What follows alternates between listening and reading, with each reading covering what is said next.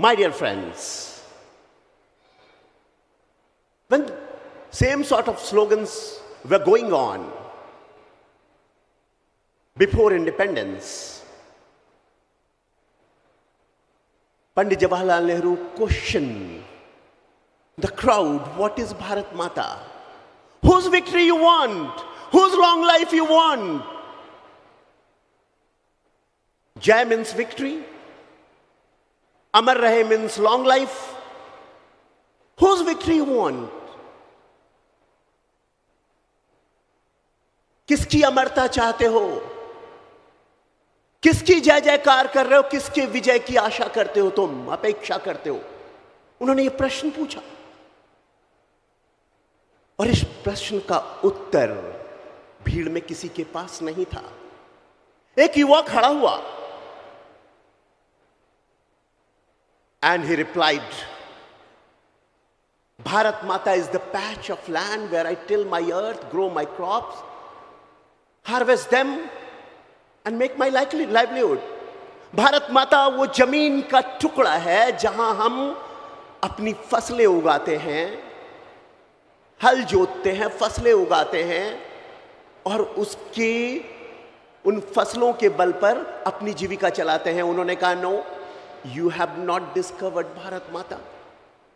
तब दूसरा खड़ा हुआ, उसने कहा, भारत माता केवल जमीन का एक टुकड़ा नहीं, यहां के पठार, पहाड़, समंदर, नदियां, विस्तृत मैदान सब है भारत माता। पंडित जवाहरलाल नेहरू मुस्कुराए, बोले, ये भारत माता, ये पठार, पहाड़, समंदर, नदियां, विस्तृत मैदान नहीं है, तो फिर भारत माता है क्या? Who is भारत माता then? हिंदुस्तान है क्या? भारत है क्या?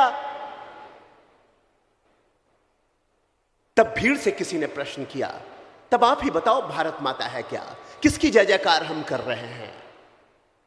किसके जिंदाबाद के नारे लगा रहे हैं?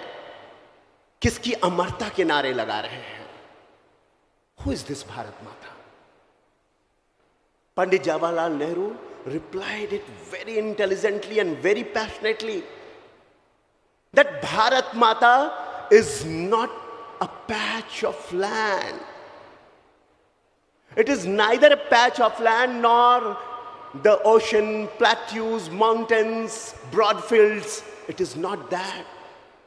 Bharat Mata cannot be a geographical expression. कोई भी देश उसकी ज्योग्राफी के कारण देश नहीं बनता है, उसके भौगोलिक स्थिति के कारण देश नहीं बनता है।